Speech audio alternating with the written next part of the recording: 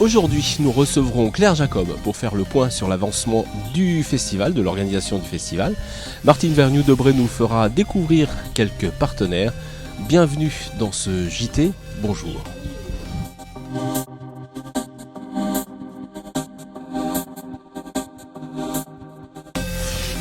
Voilà, il est temps de retrouver Martine Vergnoux-Debré sur la petite place de la mairie de Mirmande.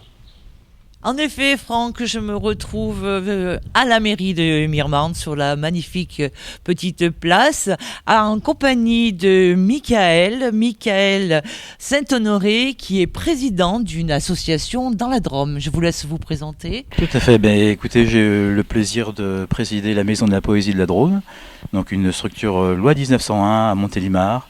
Et puis nous sommes très heureux d'être invités pour cette manifestation. Première édition, donc c'est toujours quelque chose de sympathique. Vous pouvez nous parler de vos artistes ?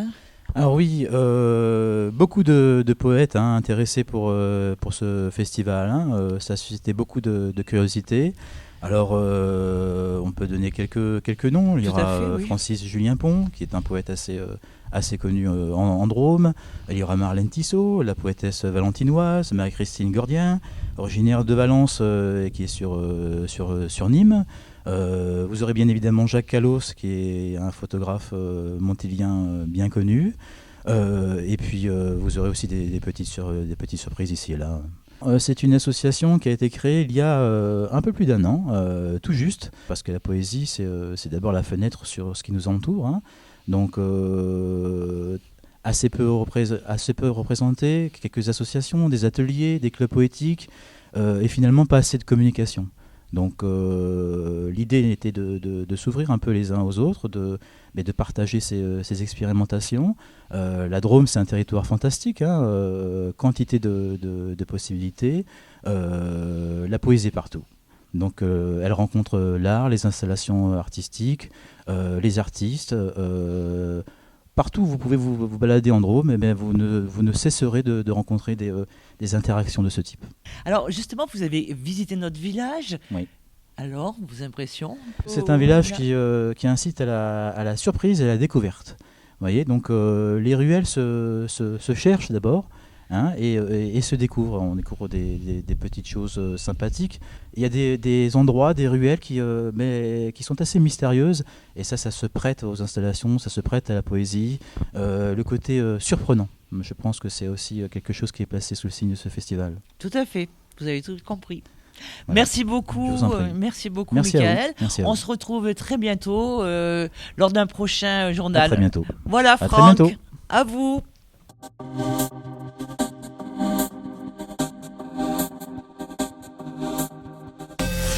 Voilà, Claire Jacob nous a rejoint ici sur cette place où l'Office du tourisme est installé derrière cette caravane, c'est ça aussi C'est ça, pour le temps des travaux en fait.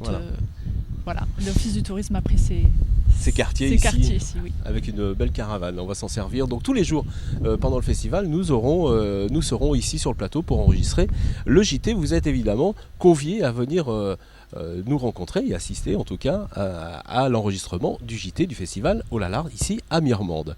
En tout cas, on va faire un petit peu le point sur l'événement, sur ce festival.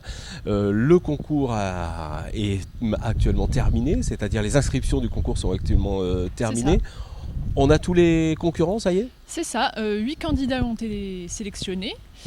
Et alors, ces candidats sont assez éclectiques, on dira Oui, on tout a à à peu fait. près tout, hein. Pour une première édition, on a voulu élargir... très open. Voilà, c'est ça, Ouais. open. C'est le thème de cette année. Claire, non seulement il y a les concurrents, mais il y a aussi des artistes qui vont s'implanter aussi tout autour de Mirmande. Oui, donc comme je l'avais dit précédemment, il y a 8 candidats qui ont été sélectionnés et 3 artistes qui ont été conviés. Invité, voilà, c'est ça, à faire les expositions de l'été, et donc qui pourront être visibles pendant le festival et pendant l'été et les festivités de l'été. Tout va se passer dans les rues de Mirmande et là vous avez apporté un intérêt particulier aux places pour mettre en valeur les places et les lieux, des lieux très précis pour que les artistes puissent s'intégrer. Oui, tout à fait. Les artistes ont eu le choix quand même de s'implanter où ils souhaitaient. Il y avait plusieurs projets qui étaient déjà spécifiquement créés pour le lieu, d'autres qui pouvaient s'adapter à plusieurs lieux dans Mirmande. Et les artistes sont venus et ont choisi un lieu spécifique. Donc c'est vrai que c'est des lieux plutôt clés, puisqu'on va retrouver évidemment l'église Sainte-Foy, la petite chapelle Sainte-Lucie aussi qu'on essaye de mettre en avant. Bien sûr. Par le biais donc, de la restauration, et puis on essaye aussi d'animer ce lieu qui est un peu en retrait. Et puis la place de l'Office du tourisme, voilà. Puis alors ce qui est très, très intéressant, c'est que les poètes vont aussi accompagner les œuvres. Oui, c'est ça. En fait, on a voulu vraiment créer autour des installations, on va dire, je dirais le buzz, parce que c'est vrai que c'est quelque chose qui n'est pas forcément connu du grand public. L'art contemporain touche plus ou moins tout le monde actuellement, mais les installations, c'est quelque chose qui est assez spécifique. Et on va dire que c'est actuel, la poésie et l'art se mêlent très bien en ce moment, donc et puis voilà. Et puis, il faut dire que les poètes vont ajuster leurs œuvres aussi avec les installations. Ils vont être en phase avec les installations. En tout cas, on l'espère. Oui, c'est ça. Mais ça leur a été demandé. Et puis c'est vrai que faire vivre une installation par une lecture, ça donne vraiment une autre vision de l'œuvre et du rendu que l'artiste souhaite avoir. Donc c'est vrai que c'est intéressant. Au niveau du festival, vous avez tout bouclé, on en est où? Les affiches, les flyers, tout ça va partir bientôt? Oui, tout à fait. Les affiches demandent à être validées par les partenaires et les sponsors. Ouais. Et puis, on va dire que ça suit son cours. Ça suit son cours. Voilà, en tout cas, merci Claire d'être venue sur ce plateau. Alors, on va remercier bien évidemment tous nos partenaires, car on a quasiment bouclé le budget partenarial, donc ce qui est déjà une bonne chose. Et puis on va faire appel à quelques bénévoles encore. On a besoin de bénévoles, Claire ? Oui, des bénévoles, notamment pour distribuer ces affiches.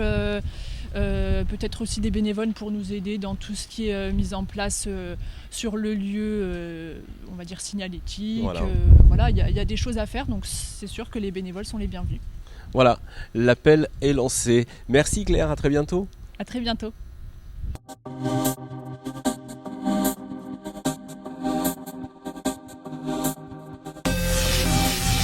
On va retrouver Martine Vergnoux-Debré au soleil sur les hauteurs de Mirmande. Oui, entre autres, Franck, bien sûr, et une très belle vue. On va parler de naturopathie, on va parler de stage de détox. Alors, pourquoi être ici, Franck ? Parce que Céline Vaquer nous aide pour le festival, partenaire de ce festival Olalart. Alors, qu'est-ce que c'est qu'un stage de détox ? Je pense qu'on parle de décrassage. On va parler de décrassage, en effet, tout en douceur quand même. On va parler de nettoyage, on va parler de libérer les toxines, on va parler de retrouver énergie, vitalité, régénération et pleine santé. Alors ça se passe comment, ces stages ? Alors, là, on innove un peu avec Christine en agissant sur deux pôles. D'une part, la naturopathie, l'iridologie, bien sûr, mais d'autre part aussi tout ce qui est psychologie, gestion des émotions, aide et soutien vraiment de la personne dans une gestion sur mesure et au quotidien.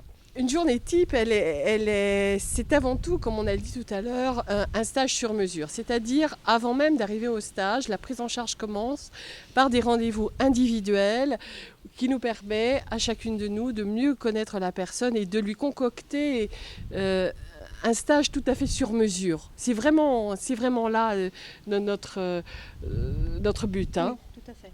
Alors comment vous faites pour avoir des personnes, enfin un groupe de personnes et pouvoir faire un stage sur mesure ?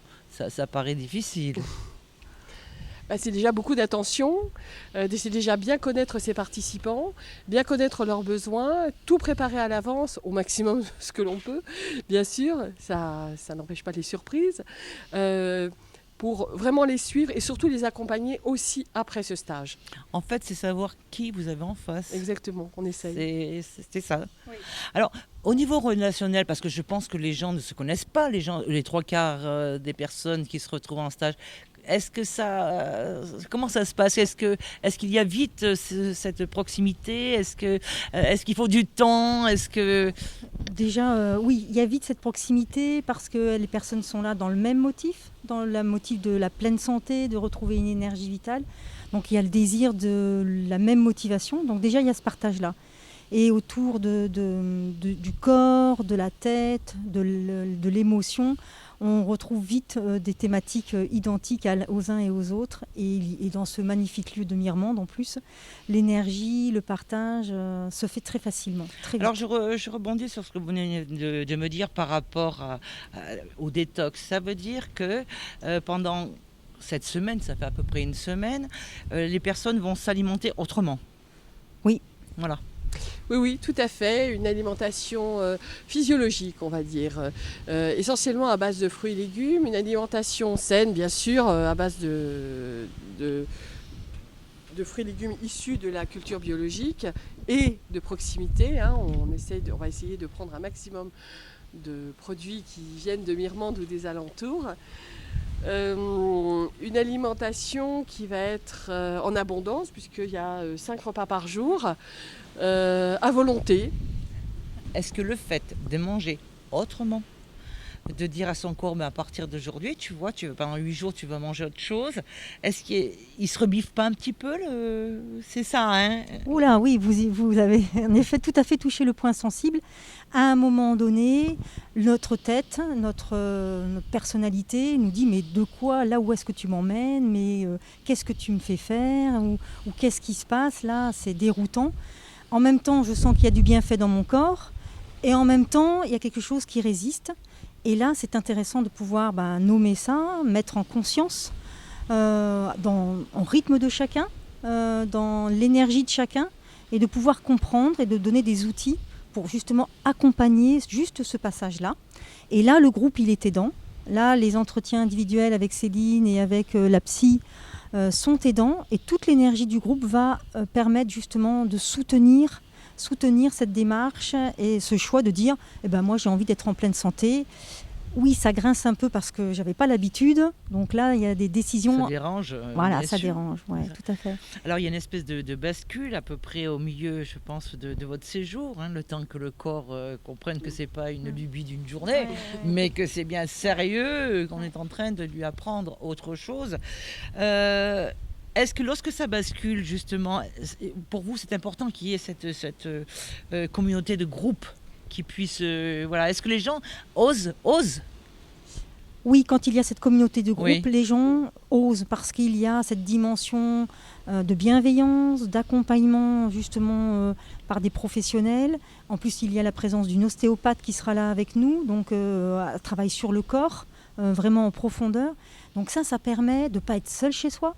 Ça permet de ne pas se sentir avec une baisse de morale. Donc il y a vraiment l'importance au moment de cette bascule de tout le soutien du groupe dans un beau cadre, avec un beau soleil, avec des bons fruits, avec des belles choses. Ça aide à faire cette bascule. Alors sur cette table, nous constatons qu'il y a des fruits, mais aussi des jus de fruits, évidemment, des fruits, voilà.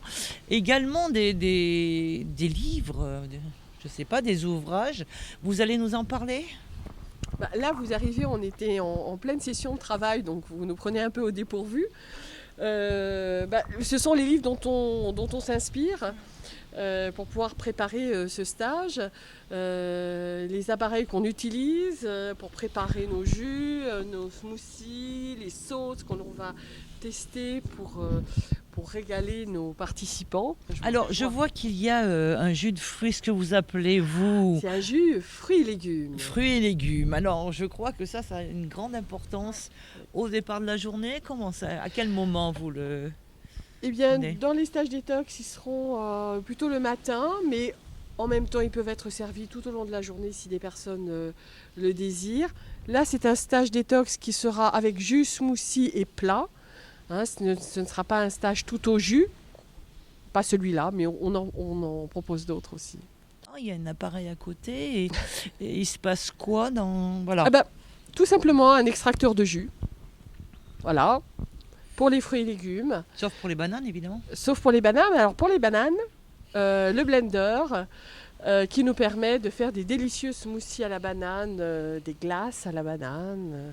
Est-ce qu'il n'y a pas des aliments que l'on ne peut pas mélanger, justement? Il y a quand même des combinaisons alimentaires à respecter, c'est ce que l'on explique justement dans les stages, puisque dans les stages, il y a des conférences et des cours qui amènent vraiment, qui rendent les gens autonomes pour pratiquer chez eux, mais en pleine conscience et en leur apprenant les bons gestes santé.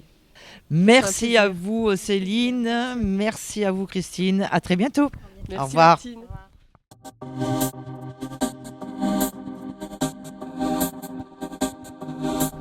Merci Martine, merci de nous avoir suivis. N'hésitez pas à partager ce lien et on vous donne rendez-vous pour le festival du 3 au 5 juillet.